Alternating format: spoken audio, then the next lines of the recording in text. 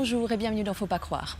Jésus préférait les femmes. C'est l'affirmation un brin provocante mais totalement assumée de notre invitée d'aujourd'hui. Une femme catholique et féministe qui veut changer l'institution ecclésiale de l'intérieur. Mais pour changer les structures et la théologie de l'Église, il faut d'abord changer de regard sur les textes qui la fondent. Et c'est précisément ce que vous faites dans votre dernier livre, Christine Pedotti. Bonjour. Bonjour. Vous publiez justement Jésus, l'homme qui préférait les femmes. C'est paru aux éditions Albin Michel. Vous êtes aussi directrice de l'hebdomadaire Témoignages chrétiens, théologienne, politologue, entre autres. Alors, au-delà du titre accrocheur, il faut le dire, de votre livre, est-ce que vous pensez vraiment que Jésus préférait les femmes ? Mais oui, absolument. C'est pas seulement par provocation. C'est au fond une conviction qui m'habitait et que j'ai été vérifiée. Dans les textes ? Oui, dans les textes. Alors, la première évidence, mais voilà, ça va mieux en le disant, c'est que c'était un homme et qu'il y a des relations faciles, ordinairement faciles, entre les femmes et les hommes. Et on a beaucoup de mal à se mettre dans l'idée que Jésus pouvait avoir des relations sexuées avec les femmes. Et de fait, on le voit à travers les évangiles, quand on commence à les lire sous cet angle-là, on le voit très à l'aise, très bienveillant avec les femmes, et pas du tout dans la même attitude qu'avec les hommes. Et donc, voilà, on dit souvent Jésus aimait tout le monde. Ben oui, il aimait tout le monde, mais il préférait les femmes. Alors, on va revenir sur tout cela, sur vos combats aussi, tout ce que vous menez pour faire changer l'Église catholique. Mais d'abord, j'aimerais que l'on regarde ce portrait de vous brossé par Emmanuel Tagnard. Christine Pedotti, vous êtes avant tout une femme d'engagement spirituel d'abord. En 2008, le cardinal archevêque de Paris, André XXIII, déclare à propos du rôle des femmes dans les célébrations que le tout n'est pas d'avoir une jupe, c'est d'avoir quelque chose dans la tête. En réaction à ces propos sexistes, vous créez avec la théologienne Anne Soupa le comité de la jupe pour promouvoir l'égalité des femmes et des hommes dans la gouvernance des communautés religieuses, en particulier au sein de l'Église catholique. En 2013, présente à Rome au moment de l'élection du pape François, vous n'hésitez pas à exprimer votre malaise. Moi, je dois avouer que, comme femme, j'éprouve un assez grand malaise physique à voir ces 115 hommes en robe rouge, portant les dentelles par-dessus, s'engager comme ça dans la chapelle Sixtine. Ça a beau être un rituel très ancien.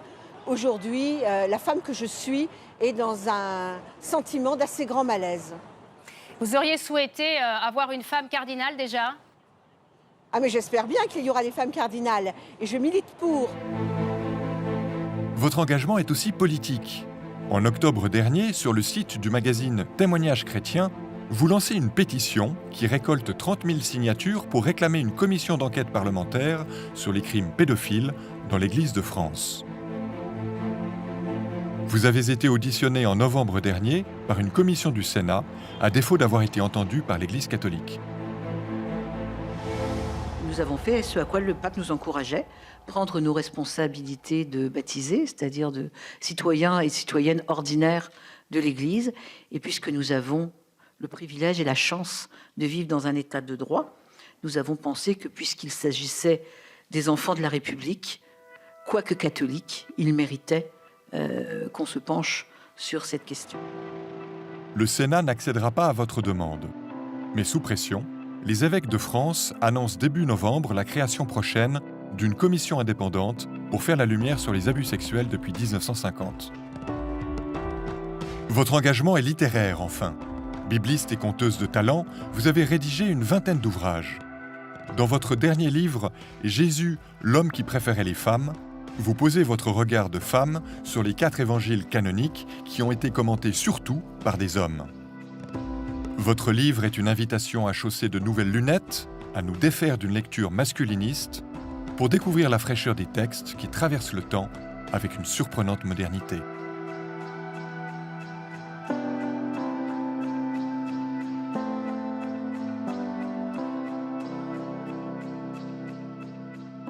Christine Pedotti, alors le début de votre engagement féministe concret dans l'Église, c'est cette fameuse petite phrase du cardinal André XXIII. Oui. Je dois dire que je ne sais pas si aujourd'hui un prélat oserait encore tenir de tels propos publiquement.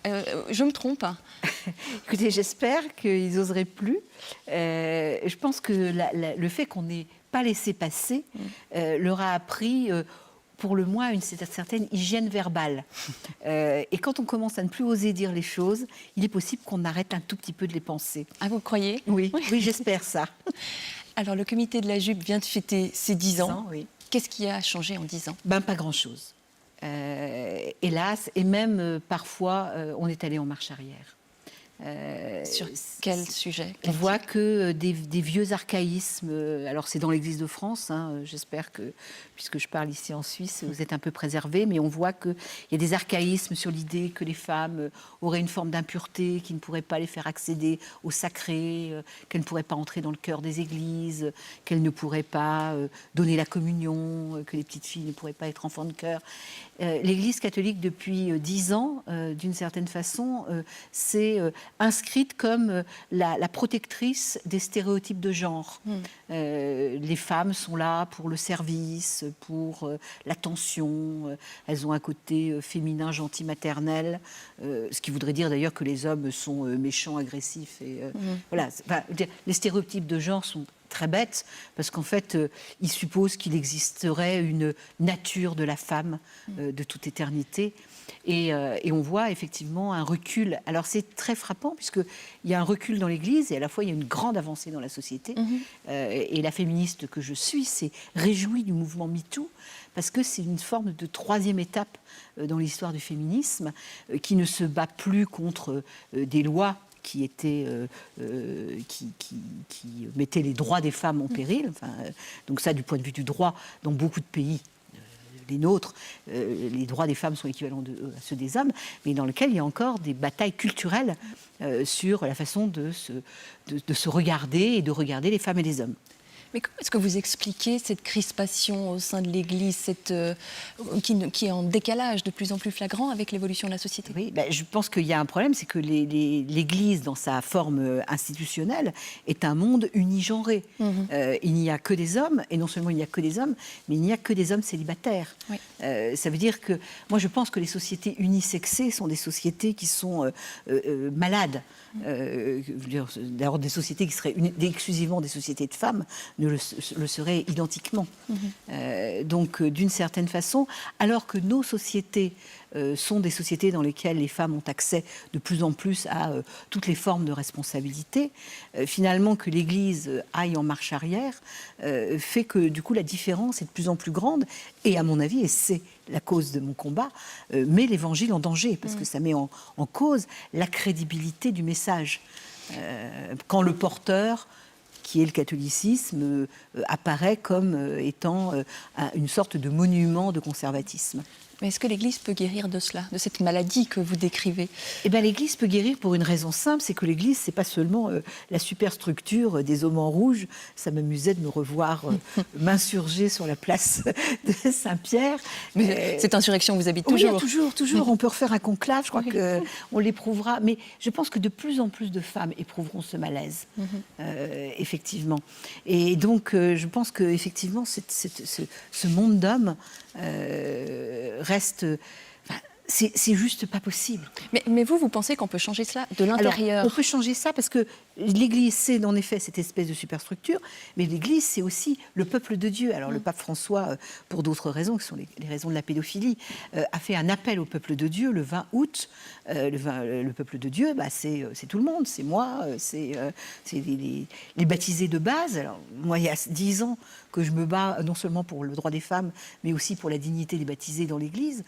Et je veux dire, ceux-là, ce sont des hommes, des femmes, ils ont des enfants, ils sont mariés, ils sont célibataires, ils sont homosexuels, mais ils ont donné leur foi à Jésus-Christ. Et c'est ceux-là qui peuvent faire changer l'Église. Mais est-ce qu'ils y croient encore? Est-ce que vous n'avez pas l'impression qu'il y a un découragement et peut-être un délitement aussi? C'est peut-être pour ça que moi, je continue à me battre. C'est au moins pour qu'il y ait cette voix qui ne se résigne pas, et qui ne s'éteint pas. Parce que la chose la plus facile qu'on puisse faire dans ce monde, et la tentation m'habite moi aussi, c'est de dire j'en ai marre et je m'en vais. Parce que dans l'Église catholique, aujourd'hui, il y a un extérieur. Oui. On peut aller vivre ailleurs, et puis on peut se dire, en fait, je vis mon engagement chrétien de tas de façons intimes, etc. On peut aussi aller chez nos frères chrétiens, protestants ou orthodoxes, un certain nombre le font. Mais beaucoup, finalement, sortent et ne sont plus nulle part ensemble. Or, en fait, être chrétien, c'est certes avoir un certain nombre de comportements moraux, avoir une vie spirituelle, mais c'est aussi vivre d'une façon collective, célébrer ensemble. Et donc, c'est pour ça que je pense qu'il ne faut pas laisser périr cette Église, parce que, je veux dire, c'est quand même le lieu, c'est d'abord ça l'Église. L'Église, c'est tous ceux et celles qui sont appelés, convoqués, hein, l'Ecclésia, c'est ça, c'est la convocation du peuple. C'est pas le gros bazar qui est au-dessus. Et puis, quand on regrette cette sclérose de l'Église, s'il faut l'appeler comme ça, est-ce que ce n'est pas aussi un regard très européocentré? C'est-à-dire, est-ce que l'Église ne vit pas ailleurs de façon beaucoup plus dynamique? Alors, c'est une des choses qu'on peut se dire pour se rassurer ou se consoler. C'est pas si sûr que ça. D'abord parce que, par exemple, sur la question de la place des femmes, dans tous les pays émergents, la place des femmes est majeure. La présence des femmes, y compris dans les instances de décision de gouvernement, etc., est souvent plus avancée dans les pays émergents que dans nos vieux pays européens. En Amérique latine, les femmes sont présentes partout.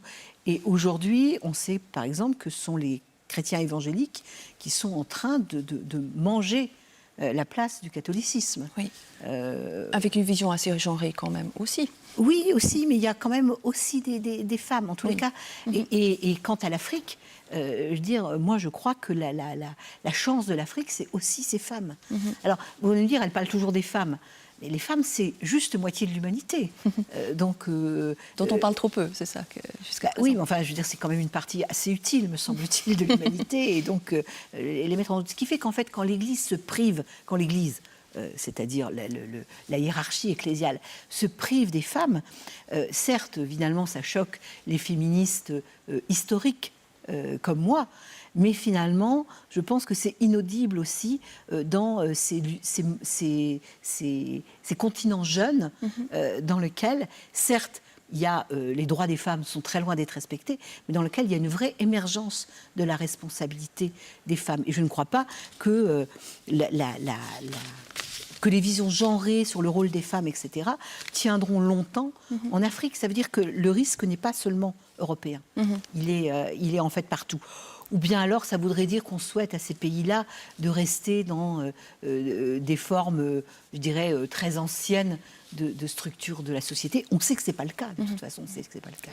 Alors, on explique souvent le peu de place faite aux femmes dans la tradition catholique, mais plus généralement aussi dans les monothéismes, par le lien au texte, en disant, voilà, ce sont des textes, pour prendre la Bible, les évangiles qui ont été écrits il y a 2000 ans dans une société patriarcale, voilà, ma foi, il faut les prendre pour ce qu'ils sont. Vous êtes allé relire les textes, et vous vous dites, en fait, ce ne sont pas les textes qui sont machistes. Eh oui. Ça, c'est quand même la grande découverte. Vous savez, je ne le savais pas avant d'y aller regarder de près. Il se trouve que je participe à d'assez nombreuses tables rondes avec des femmes qui sont issues de l'islam ou du judaïsme. Et donc, nous parlons de nos textes originels. Et j'avais toujours le sentiment que finalement, même si la pratique du catholicisme est très genrée, et assez péjoratif sur les femmes, au fond, il n'y avait pas dans les textes un certain nombre de choses contre lesquelles mes amies juives et musulmanes se battent dans leur propre texte. Donc j'ai été regarder de très près, me disant quand même que, puisque les évangélistes étaient des hommes, qu'ils avaient écrit dans un monde très masculin, très masculiniste, il y avait quand même de fortes chances pour que ce soit marqué par le masculinisme. Il y a Paul quand même, que l'on cite régulièrement. Donc j'ai été regarder au fond, la façon la plus simple d'approcher de Jésus, pour savoir... parce que, finalement, dans ma tradition, on me disait, c'est Dieu qui Dieu dit que les femmes ci, les femmes ça. Je dis, bon, très bien, on va aller s'informer auprès du mieux informé sur ce que Dieu veut. Jésus, a priori, présente toutes les garanties de savoir ce qu'il en est de ce que Dieu dit et Dieu veut. Et Jésus, on l'aborde par les évangiles. Donc j'ai été regarder dans les évangiles, me disant que peut-être les évangélistes pourraient avoir déformé des choses et que je serais obligée d'en faire état. Et ma stupéfaction, pas du tout. Je veux dire, ces évangélistes, que ce soit des personnes ou des groupes qui ont écrit dans un monde très masculin, en fait, ils ont fait la belle place aux femmes. Mais vous dites donc que dans les propos rapportés de Jésus, il n'y a pas de trace de cette culture patriarcale. Non, il n'y a pas d'assignation des femmes à un rôle genré, jamais. C'est-à-dire qu'au fond, pour Jésus, les femmes sont des êtres humains comme les autres. Elles n'ont pas un rôle particulier. Et puis, en plus, elles sont nombreuses dans l'Évangile, même si elles n'ont pas beaucoup de prénoms. Et puis, j'ai été regarder à chaque instant ce qui se passe entre Jésus et les femmes.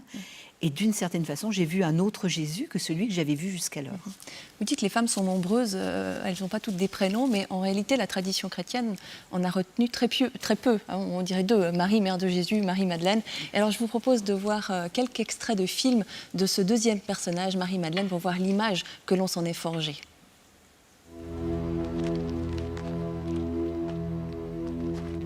Qu'est-ce que tu as? Pourquoi pleures-tu? Je remercie Dieu de t'avoir conduit ici. En 1988, Martin Scorsese adapte sur grand écran le roman de Nikos Kazantzakis. William Dafoe incarne un Jésus qui succombe à la dernière tentation que lui propose Satan, celle de quitter sa croix pour vivre une vie d'homme avec Marie-Madeleine. À la fin du film, Jésus réalisera son erreur et retournera alors à sa croix pour le rachat de l'humanité.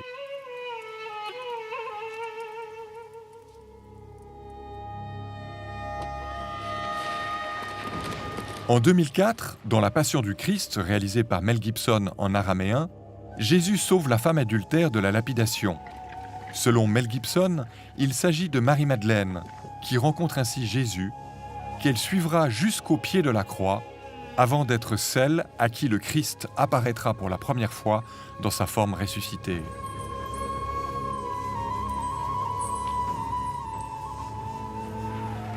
Sorti en 2018, Marie-Madeleine est un film féministe qui correspond bien à l'ère du temps en dénonçant les prédateurs masculins. Jésus appelle à la conversion du regard masculin sur les femmes. Tu ne perds pas courage. Même maintenant. Et les femmes sont appelées à la mission et au prophétisme. Tu ne voulais pas savoir comment il sera. Le royaume. Christine Pedotti, alors la Marie-Madeleine de 2018 est féministe, mais quand même, celle qui a marqué les esprits, l'image que l'on s'en est fait, c'est la pécheresse, c'est la femme de mauvaise vie. Vous dites, c'est pas celle des textes.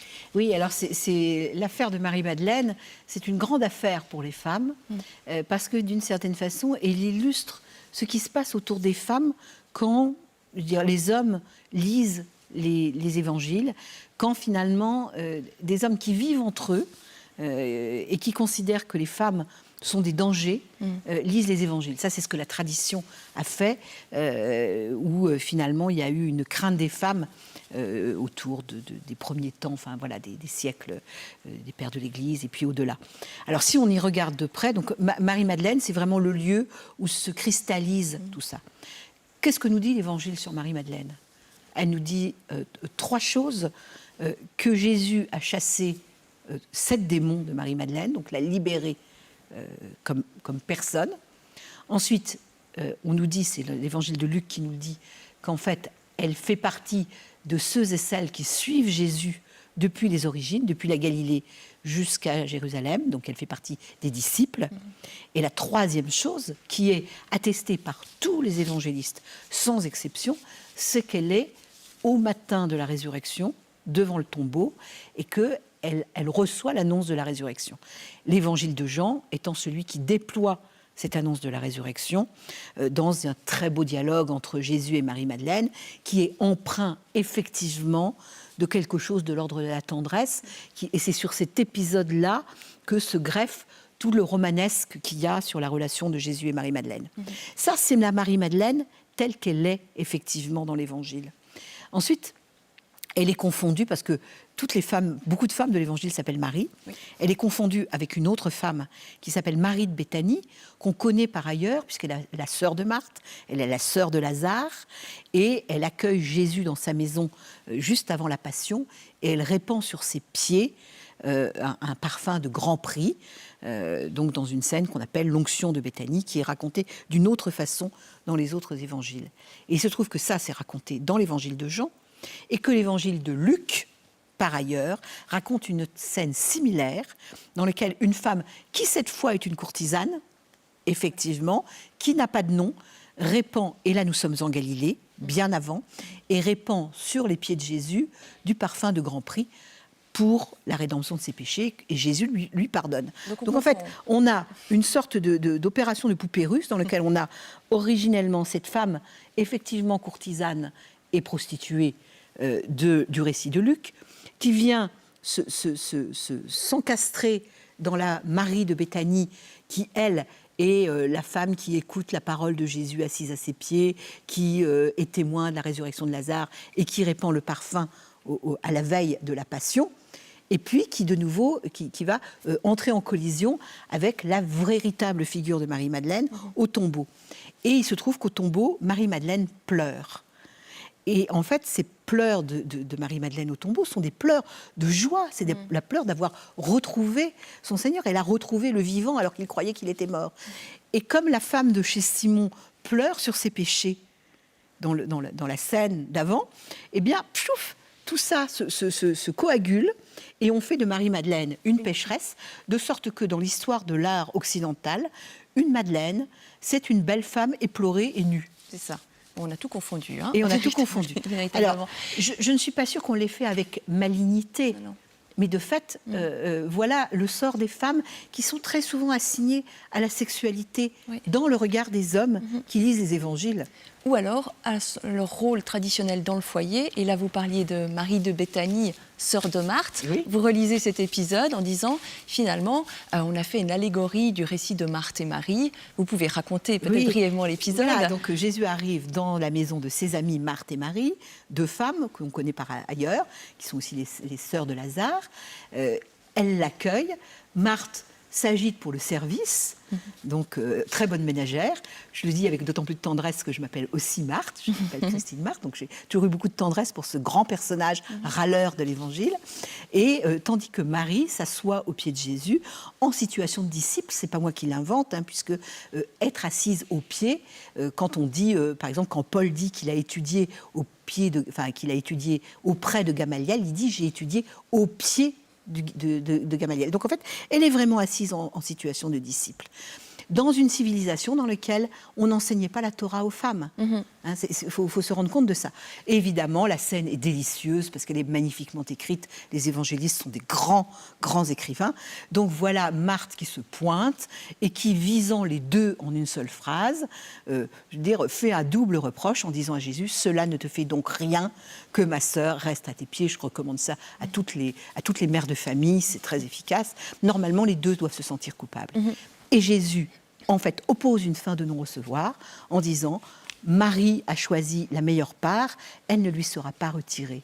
Qu'est-ce que c'est la meilleure part de Marie ? C'est finalement le droit d'être assise en situation de disciple. Et d'être libérée de ces tâches. Et donc d'être libérée de cette tâche, de cette tâche naturelle des femmes. C'est un des éléments qui permet de dire que Jésus n'assigne pas les femmes à un rôle genré, y compris pas à la maternité. Oui.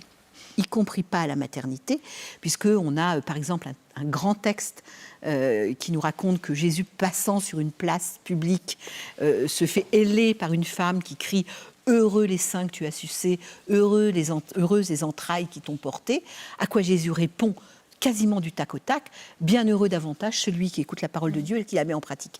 Ce qui est intéressant, c'est que cette bénédiction sur les seins et les entrailles, ça pourrait passer pour une bénédiction de Marie, mère de Jésus. Et Jésus, en répondant « bienheureux davantage, celui qui écoute la parole de Dieu et la met en pratique », ne dit rien contre sa mère, puisque sa mère est typiquement celle qui a écouté la parole de Dieu et qui l'a mise en pratique au point de la mettre au monde. Donc ce n'est pas contre Marie, mais en tous les cas, c'est contre cette maternité charnelle qui, pour lui, ne revêt pas de supériorité, et au contraire de la filiation spirituelle et de la maternité spirituelle.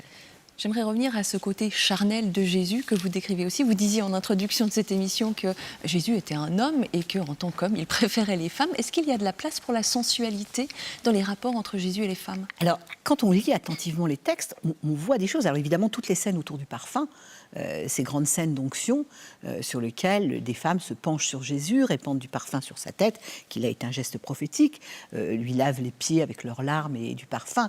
Tout ça est empreint d'une grande sensualité. D'ailleurs, ça a fait le bonheur des peintres, évidemment.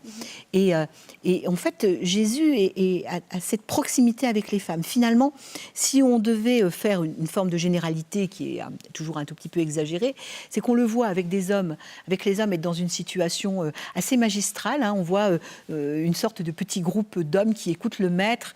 Tout le monde est debout et écoute. Et finalement, dans la position que Jésus a avec les femmes, il est penché vers elles, attentif.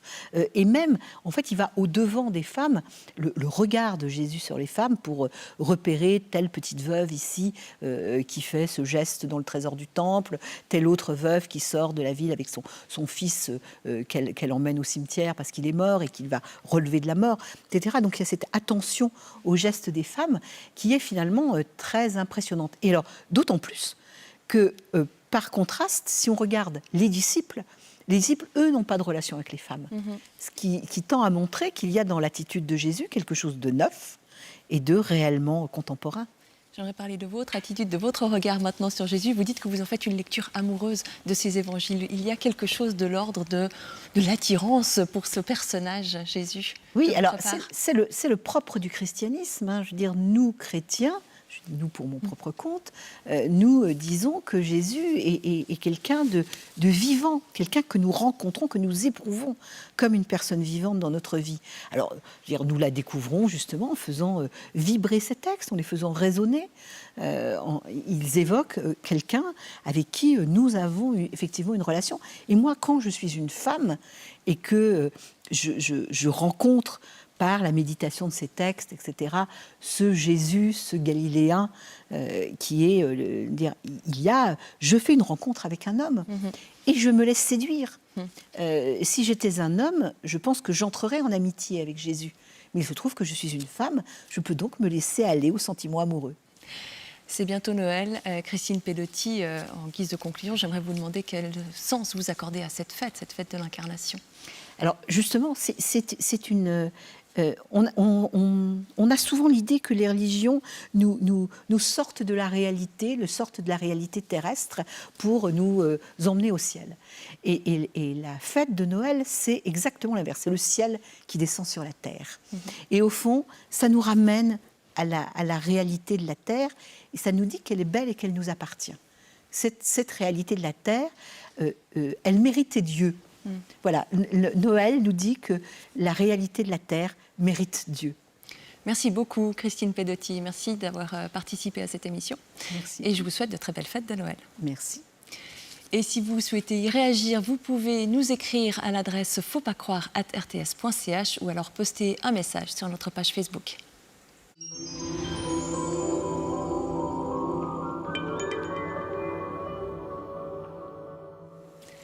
Toute l'équipe de Faut pas croire se joint à moi pour vous souhaiter de très belles fêtes et un doux Noël.